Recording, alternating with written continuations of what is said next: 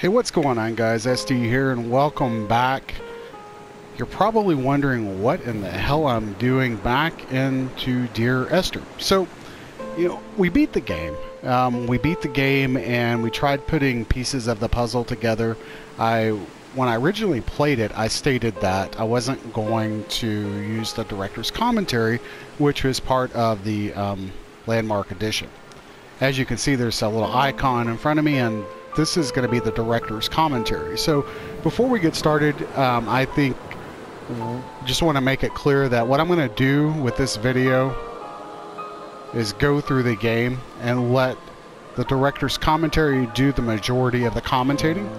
I might make a comment here or there predicated on...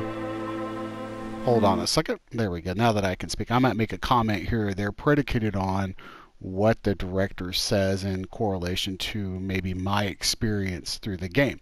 I know that there were some questions. Some of you commented about the game and just how confusing it was. Just putting the little bits and pieces of the clues, the information that was provided by the developer together as we progress through each segment of the game, and there are 4 different segments. So I'm not exactly sure how long the commentary goes. I know that they're spread sporadically throughout each area. We're at the beginning, which is the Lighthouse. So we're going to continue on and go through this with just, like I said, the director making the commentary, and hopefully it will explain their thought process on the things that they did, the things that they implemented, and how they came about the game in itself. I'm kind of curious to hear what they have to say. So like I said, I'll let them do the commentating, and then if I feel the need to comment on my own, I will do so. So with that said, let's check out and see what they have to say.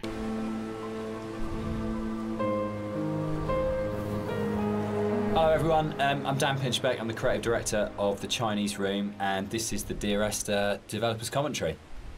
Hi, I'm Robert Briscoe. I'm the artist on Dear Esther. And I'm Jessica Curry, and I was the composer on the game. So what you're looking at today is a remake of a mod. Dear Esther started off in 2007 as a Half-Life 2 mod that did really, really well in the modding community, which was fantastic, and as a result of that attracted the attention of Rob, who worked as the primary developer on a Source remake of the game that was released in 2012. And this year is another remake where it's been updated for a cross-platform release, and we wanted to add in this developer's commentary just to give you a bit more of an insight into some of the ideas behind the game as it came together.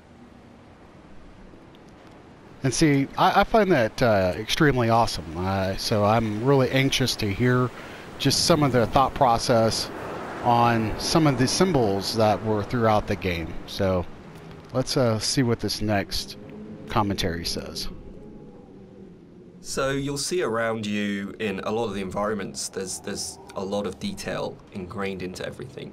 One of the things that I wanted to do with Dear Esther is bring the visuals up to the same kind of level of detail that Dan and Jess had put into the other areas of the game. So all of the history and the kind of hidden pieces of story that are intertwined with the VOs and the music and stuff, I kind of wanted to bring some of that into the environments. So if you look around you, you'll see that there's a lot of interesting bits and pieces, a piece of paper with someone's name on it, a photograph, an ultrasound. All of these little bits and pieces are kind of laid in to just kind of bring another aspect of the story into the game. And also, they're actually randomized, so every time you play, you'll see something different lying around. And this is just to build on this idea that everybody has a unique experience and a unique interpretation of the story. Okay, it's going to be really hard for me not to comment on the developer's commentary, because I think that is so cool. The fact that every time you play this game... So you'll see around you in a lot of the environments, there's a lot of detail ingrained into everything. One of the things that I wanted to do with Dear Esther is... I don't know if we can stop the commentary. So obviously, if you run over the little icon again, it will repeat itself. What I was going to say was I find it very interesting that every time you play the game, it changes. It changes as in the things that you see and what he put into it. And I think that's really cool. So predicated on when you play it, I don't know if it's some type of algorithm that they've implemented, but I do find that interesting because as you're walking through, one time you might see a photo of something. It might be a specific clue that might give you a hint as to what happened, and then the next time it might be a piece of paper or something like a newspaper, and maybe it has a headline or a story on it that could indicate something might have happened. I don't know. I'd be interested to see what we see. Bring the visuals up to the same kind of level of detail that Dan and Jess had put into the other areas of the game. So all of the history and the kind of hidden pieces of story that are intertwined with the VOs and the music and stuff, I kind of wanted to bring some of that into the environments.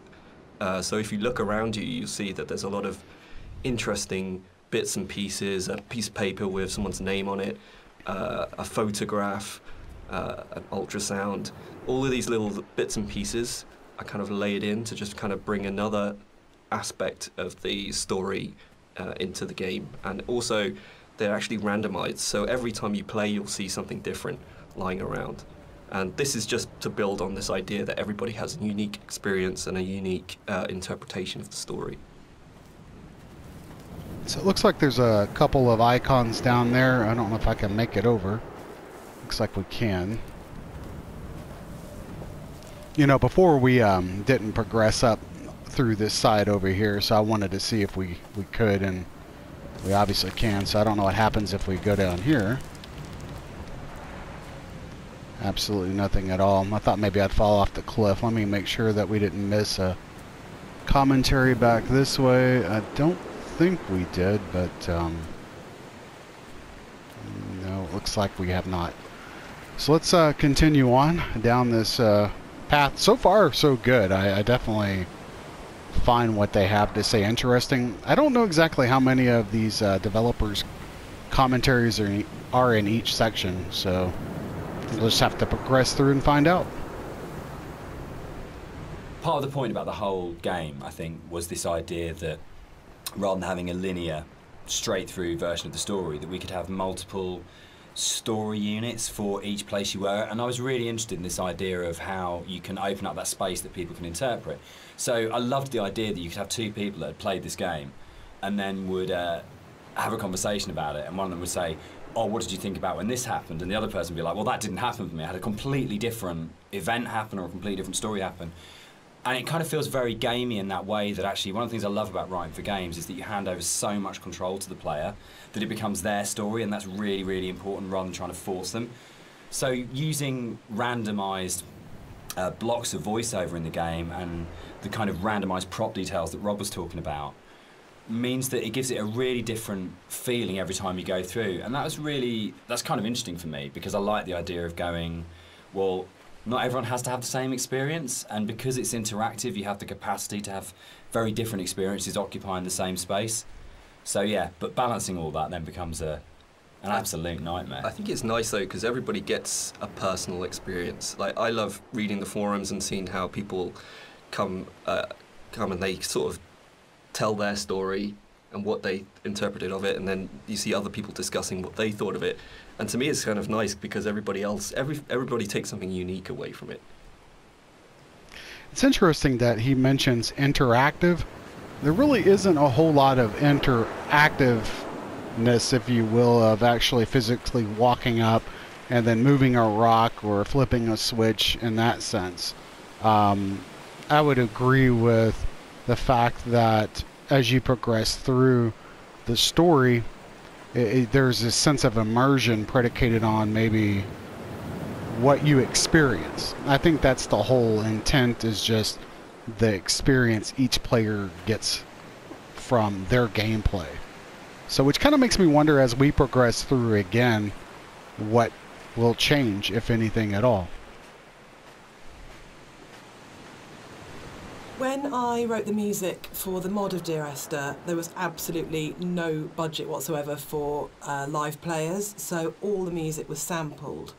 But one of the good things about that is it actually forced me to be quite creative about how I wrote the music. So with my background in sound art, I wanted to use samples in a different way that wasn't just using it to sound like a violin. I wanted to time stretch and manipulate samples to make something different and strange and quite unique. But then when we got the Indie Fund money, I had the amazing opportunity to re-record the music with live players. And that was so exciting for me, actually, because that's where it comes to life. And I thought long and hard about whether to write new music, going from the mod to the commercial version, but actually I decided that my initial and original emotional response to the game was probably going to be the strongest response and reaction that I had. So I just literally, the music that I'd written for samples, I then wrote out for live instruments. But what they bring to it is transformative, actually. And I think The Beach is a really good example of this, where, you know, you have these awful samples soaring away, and then you have the string quartet playing this very bleak, very sparse music, and they bring the presence of the island immediately to it, and it comes to life.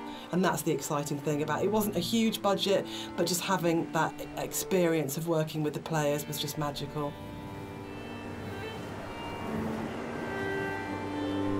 Everything about Esther for me is a dream. The landscape is not an island, it's the dream of an island. The music is like music that you wake up because you've heard in your sleep, but you're not conscious of hearing it. And the language in the story was supposed to be like that as well. It didn't matter the sense it made, it was more about the kind of the shapes it created, if that makes sense. So that the words would kind of were like being in water, like listening to something underwater. It'd be this very dreamlike, symbolic, poetic thing. And it always had frustrated me in games with game writing. This has really changed quite a lot. There was never any space for poetic language. It was very exposition-y, very descriptive, very direct. And you'd have like art and audio would have these amazing creative spaces they could explore. But when it came down to actually writing, you just had to basically go into the room, describe the character, tell the player what to do. And it just seemed like the most boring thing you could do with words in a game. And why couldn't a writer have the same artistic freedom as a visual artist or an audio designer or a musician, in terms of being able to say, isn't this just about creating this kind of emotional tone, this emotional space? And it's really, I still love that about the game, and it's one of the things I love so much about Nigel's voiceover, is it has this really odd, disconnected, kind of dreamlike quality to it, where you might finish the game and not actually understand anything that happened, but you'd been carried along in the flow of it. And without any kind of sarcasm at all, I get into trouble saying things like this, the same design principle applies as this to Halo. It's 30 seconds of fun, or 30 seconds of depressing engagement, I guess, in our case. But it is about that loop of being in the moment in the game constantly, and that's actually the critical thing that matters.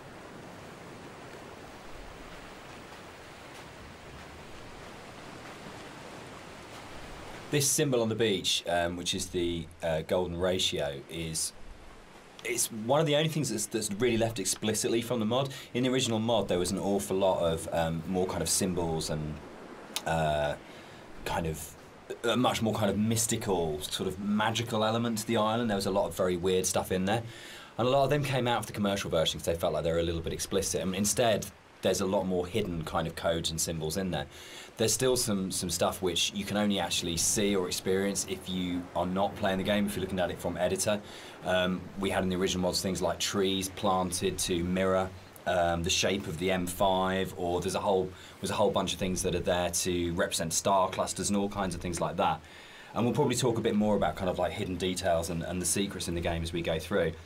But that was really interesting for us in terms of the design of it, of going, you've got your kind of, your conscious, explicit play experience, but games are always constantly manipulating your mood and your feelings and the decisions you're making. And so really trying to create a space that had all of these kind of subliminals in it was a really interesting thing that we wanted to do, both with the original, and then I think it got lifted up into a much more sophisticated version when we went to the commercial, because Rob was able to bring that sort of level of artistry to the visuals that really got that kind of sense of hidden meaning in there.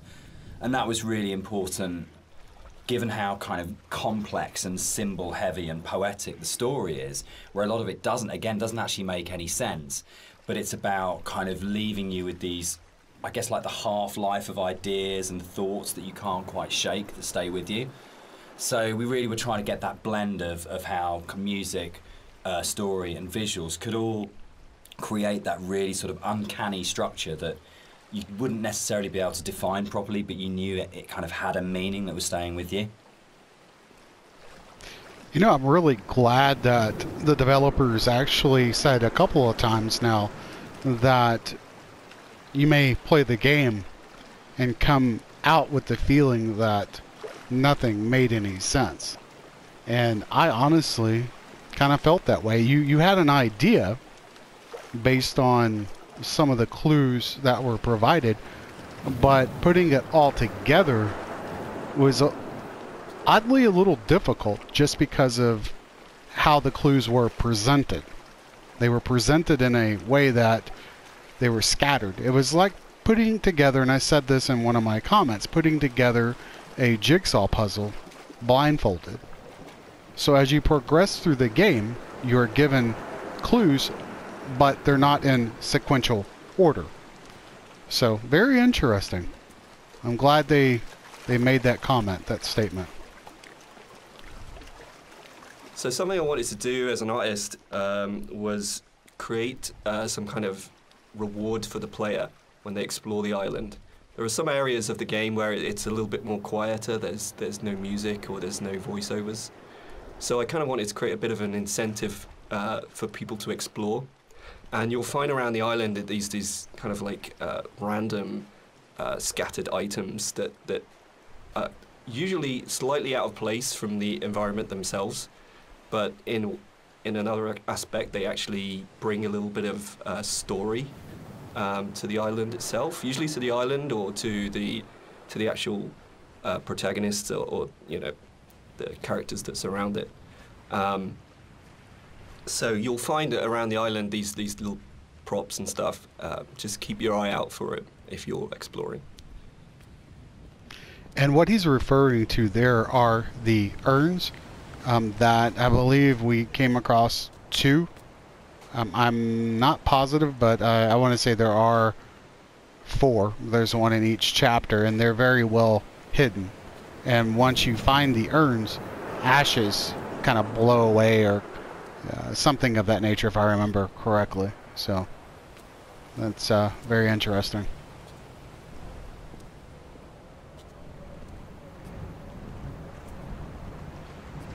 So people have asked why the Dear Esther's set on a Hebridean island. What's really interesting about this is one of those times when your kind of aspirations as an artist and the practical realities kind of dovetail. We knew that we had to have some way of limiting the player from disappearing off the play space, and when we made the original, it was a mod, and because it was a Half-Life 2 mod, you kind of had Eastern European city, spaceship, or blasted, desolate landscape, were your 3 options if you didn't want to start making any other assets. So it started off with these practical constraints. We don't want to set it on a spaceship, we don't want to set it in an Eastern European city, so it's got to be on this kind of like this desolate landscape, and we want to limit the player, so an island seems like a natural choice. And it's really interesting how you start from that, and we had this big lump of clay on a table that we were carving out paths and things to annoying the cleaners and things like that. And Jess and I were talking, and Jess started making sort of snippets of music to kind of go in there. And then all of a sudden we just went, oh, that's the story. Oh, that's what happened here. But it really started, I think, from the place. And when we started looking at photographs of Bore, we started going and reading some of the history behind it. Suddenly that was it. And it just was really, really naturally became, this is the place. This is what happened here, this is how it feels, and then everything else kind of coalesced around that.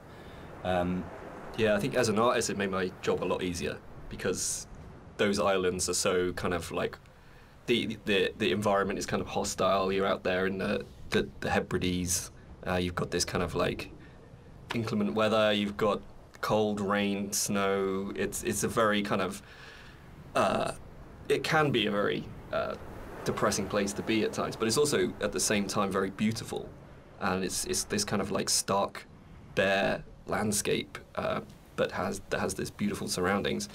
So it's, in terms of art, I think it really helped me to portray a lot of the themes in Dear Esther. And there was a natural fit with the music as well. It suggested a musical style, which was really key, I think.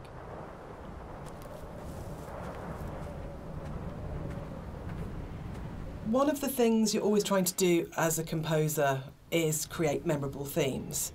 And a slight confession is that probably the most memorable theme, which is Remember in Dear Esther, wasn't actually created for the game. Rob's looking shocked. So it was actually from a piece of choral music that I'd written years before, based on a Christina Rossetti poem called Remember.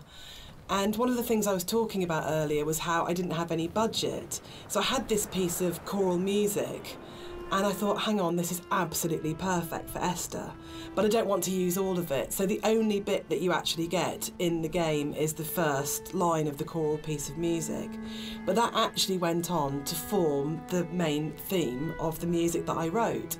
And I think for me it's really interesting about how things that you've written earlier, years before, sometimes come in really, really useful and fit. So I always tell people and students not to despair if something doesn't get used or doesn't work at the time, because actually there'll come a place or in a time where you think, hang on a minute, I've got something that fits. So in terms of that memorable theme, the Remember theme gets used in multitude of different ways during the game. And one of the things it does is helps you to identify the kind of psychic place that you're in the game. So the theme is played in lots of different ways, and actually you'll notice that as you go through the game, it becomes more and more broken and more manipulated and broken down as the player goes through the journey and as you're psychologically struggling to get to the end point in the game. So music's really, really useful for highlighting the psychological mood. And we talk a lot about psychogeography, which always sounds a bit pretentious, but actually I think it's really important to what the three of us did in the game. Yeah, absolutely. Dan, maybe you want to talk a bit like the about core that. kind of idea about psychogeography. If you're not in the place you're in, is not the place you're in, or you create the place you're in. It's not just as you're here and then the landscape's out there, but you don't navigate like a city by street signs and by those kind of formal things. You navigate it by the things which are significant to you in the way that you've lived in that space. And I think that was really kind of key to, I think it's really central to how the fusion of art and story and music come together in Dear Esther, because it's not a place where we're going, right, we have to lead the player up here because it's a natural formation, and then you would naturally have a piece of music here because you come around a corner. But the story, music and art all work around the idea of what's going on in the narrator's head at this point. How do we represent his emotional state relative to this landscape? And again, it's that idea of the game is, it's a dream of a place. It's like the idea of it being a fever dream or a coma dream, which obviously ties in a lot with the kind of story, and we'll come back to in a lot more detail when we get to the caves a bit later on.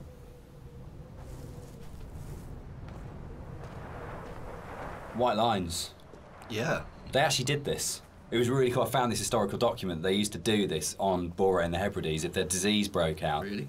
they'd actually chip out and expose the chalk. So if you're on a boat and you were coming to the island, you know not to land because it was infectious, which is the coolest, most amazing. It's one of those things where you go, it's almost impossible as a writer to come up with something as cool as that. It just has to be something that was actually done. And it's so sad as well. And I love this bit and the fact that we can do it because it feels really real because it references a real thing. And I don't know, there's something really special about that. But it was always one of those bits in the game that I thought, we've got to be able to represent this somehow. We have to be able to get these things in here. Yeah, I mean, that's really interesting. I actually didn't know that was actually based historically in real life. But that's really cool because I mean, my thing about the White Lines is that it was this completely surreal thing, but also it was kind of it just added to the landscape. It's like, whoa, what the hell is that? And putting that into the game was kind of challenging because to me it just seemed like, oh, it's going to be really hard to pull off. In a way that's kind of realistic, but then when you look at the kind of art style of the game, it's not really a realistic thing. Like everything is half imagined. So in that way, it kind of really fit into the landscape, and it kind of creates this amazing sort of landmark that you see in the environment. And I just found it really interesting to hear about that. Yeah. I think it's one of those things where it's not a realistic place. And I mean, no game is a realistic place anyway, but one of those things where understanding that you're making something which isn't real, and you have that kind of capacity to be sort of, to explore it artistically. And we'll come back and talk about sort of like it not being realistic, I think, in a little while. But that's really, really important, because then you can say it's about what these things kind of represent or how they make you feel as a player, not about going, is this accurate? And I get really inspired by sort of doing a lot of research into kind of history and things like that with all of our games. Because you can just find those things that just kind of like speak to you. But it's amazing, you can find that in like an 18th century book and go, that really speaks to me now, that has meaning now, and that's fascinating, I think.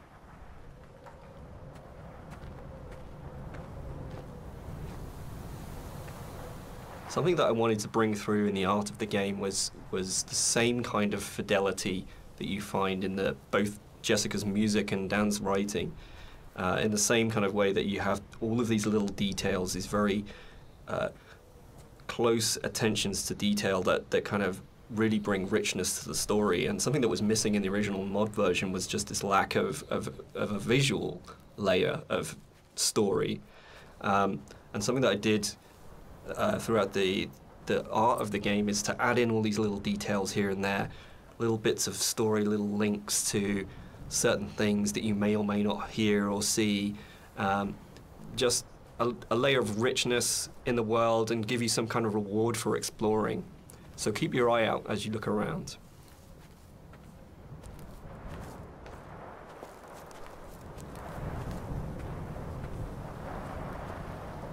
There's a scene in Donnie Darko where Drew Barrymore's playing his English teacher, and she talks about Celador as being the most beautiful word in the English language, and about it's the sound of the words together. And Dear Esther actually comes from the introduction From a Faith No More song, the Crab song on the first album, Introduce Yourself. And there's a point where, I think it's Chuck at that point as the vocalist before Mike Patton, just says, Dear Esther. And it really lodged with me, because the sound Dear Esther just has a really amazing sound to it. And I think when we started making it, and the idea of it being this series of letters to someone came through, it just came straight back out of going, that's just a really beautiful sounding combination of words. And I think that really sums up the whole approach to the writing in Dear Esther of what's the most beautiful combination of words and images we can put together, and to do it that way rather than writing a traditional plot as such. So yeah, Dear Esther, Faith No More and Doom, that's where it comes from. That's interesting that he mentioned Donnie Darko. God, I saw that movie and it's been years. You hear the heartbeat?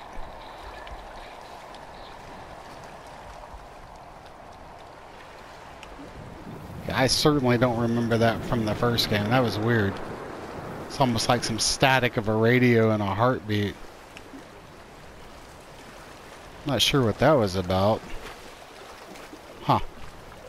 But anyway, we never went into this cave on the first video that I made, so I'm actually kind of curious what they have to say about the cave.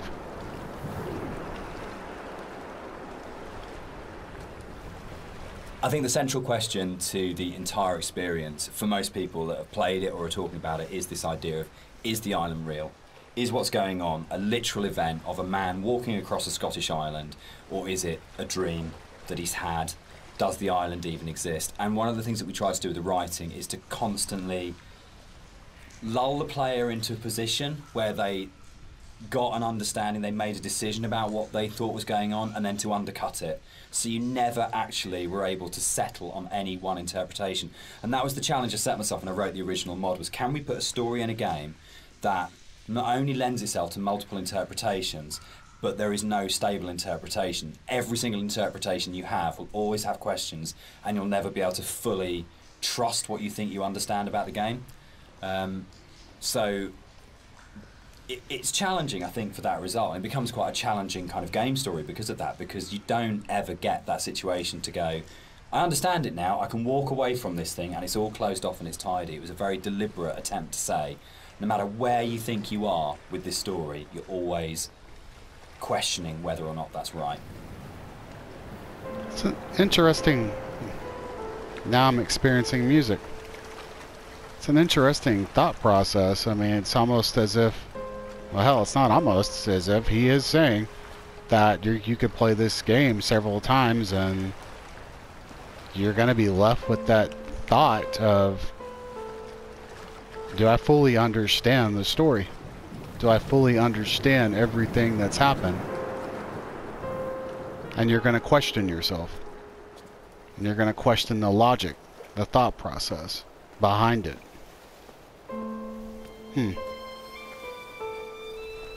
I'm going to have to go back and watch my other video to see if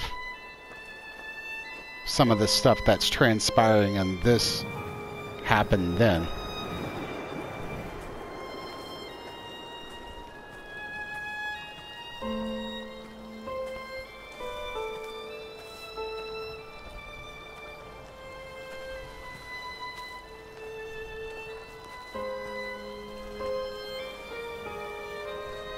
One of the things that's been most commented on with the audio and the music in Dear Esther is how sparse it is. And that was a really deliberate tactic. I wanted to leave room for the player to think and to dream and to wonder and to put their own interpretation into what was happening. And I think the problem with so much modern media is how bombarded we are constantly. It's the kind of MTV, flash in your face, constant music. And Dan and I watch a lot of drama together, and there really is constant Endless, music. which is constantly telling you what you should feel, like really clearly, and it's like being kind of beaten up by the music sometimes. And when you read a lot of reviews of Dear Esther, a lot of people say they had this time to think and to interpret, and that was one of their favourite things, that they placed themselves so directly into the game and it's their experience. And I think that's actually the greatest success of the game on all points, from the story to Rob's art to the music, is we all left space for the player to dream.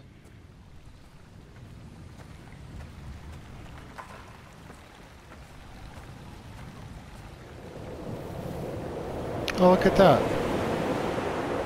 That's an urn. Definitely didn't find that on my first video. Looks like there's a cigarette butt there as well. Maybe pieces of torn up paper. That's quite interesting. Quite interesting indeed. I remember we found a book over here which was there. A book or a Bible. So there's a lot of places in the game where you see a lot of strange things, and this is very deliberate. One of the things we wanted to do is just kind of like not spoon feed the player every little piece of story. We kind of just, some things are literally just in there to just kind of let you think and let you decide on whatever you want to bring to the story yourself.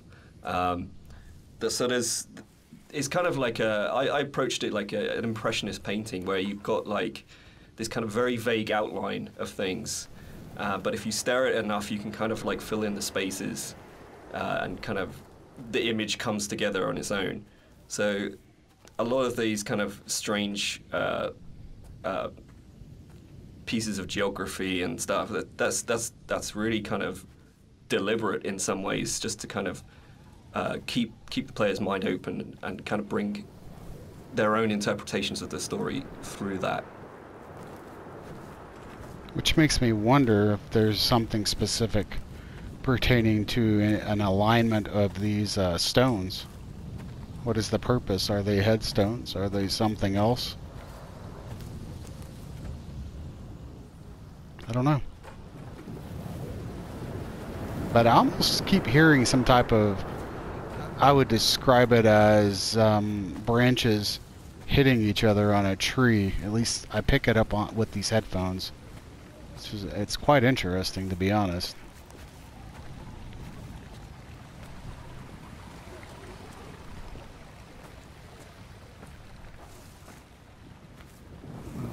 don't see any other developers' commentaries in this area, and we're about to finish the Lighthouse area, and I believe the next one is coming up. So let's walk down this path and see if there's another one or not. See, I just heard it again there. Or maybe rocks falling. Maybe that's another way of describing the sound that I'm hearing.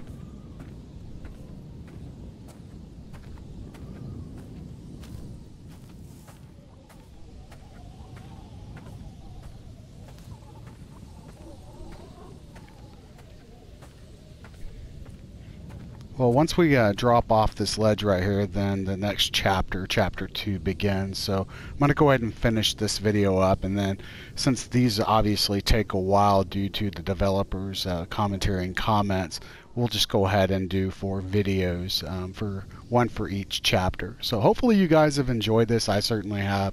I've enjoyed the explanations given thus far as to what the developers were thinking, and also just for the simple fact that I feel a little bit better knowing that as I played through the game, you're not really supposed to have a true understanding of what happened, which is kind of weird. It's a different take on developing a video game, because if you think about it, most video games that we play today have some type of conclusion, one way or another. There's usually a conclusion that the player develops at the end of the game.